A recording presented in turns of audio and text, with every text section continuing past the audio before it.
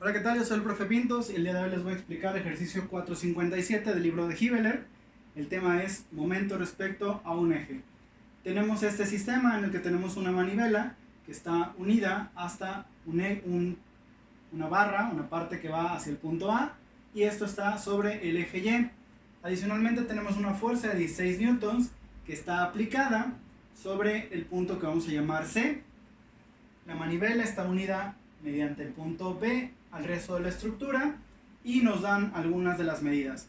También nos dan el ángulo de esta sección, que es de 45 grados, y el ángulo de aplicación de la fuerza, que es de 30 grados respecto al eje X. Lo primero que tenemos que observar es que esta fuerza está aplicada en el plano XZ.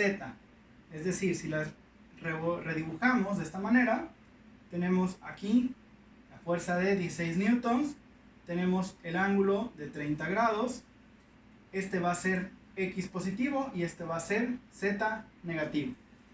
Esto nos va a servir para encontrar las componentes. Adicionalmente, vamos a requerir ocupar este ángulo de 45 grados. ¿Para qué lo vamos a ocupar? Bueno, esto nos va a servir porque si ustedes observan esta sección que va desde O hacia B, lo voy a dibujar aquí a un lado, simplificada, bueno, sería una cosa más o menos así.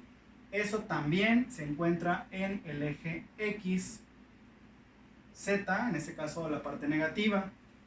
Tenemos que la medida de esta diagonal es de 200 milímetros y tenemos el ángulo que son 45 grados.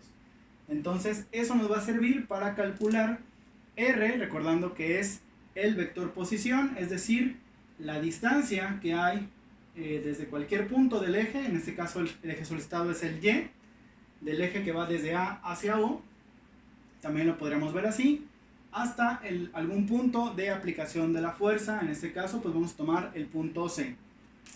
Entonces, primero vamos a realizar el unitario, recordando que la fórmula es U.R cruz F, y vamos a realizar el unitario. El unitario, en este caso, está sobre el eje Y, por lo tanto, va a estar totalmente en J.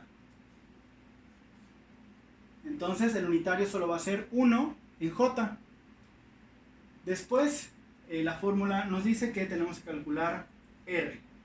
Para calcular R, es decir, la distancia que hay desde cualquier parte del eje hasta cualquier punto de aplicación del vector, pues vamos a ocupar estos 200 milímetros que están en esta parte. Y si observamos este dibujo, el ángulo de 45 grados con el coseno obtendríamos la distancia en X y con el seno obtendríamos la distancia en Z, recordando que es negativo.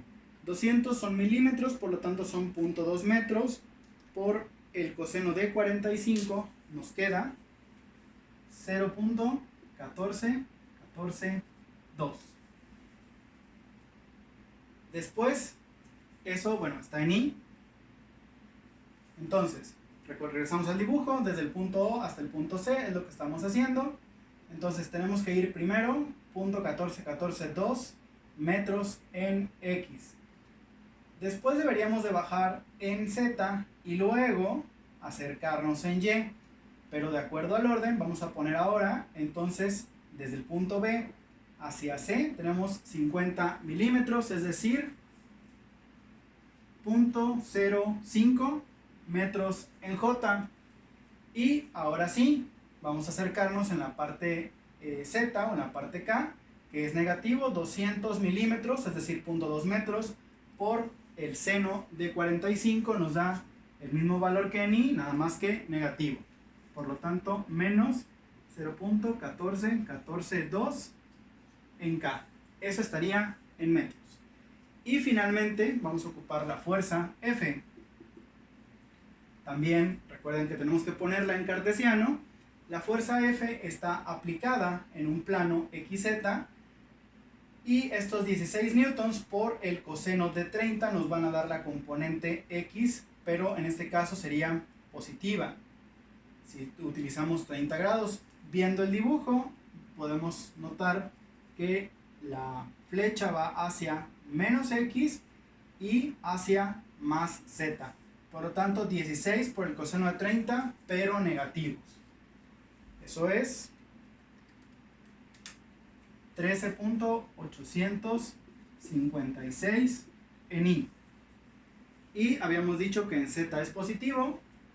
El seno de 30 es 0.5 por 16, son 8 en k newtons.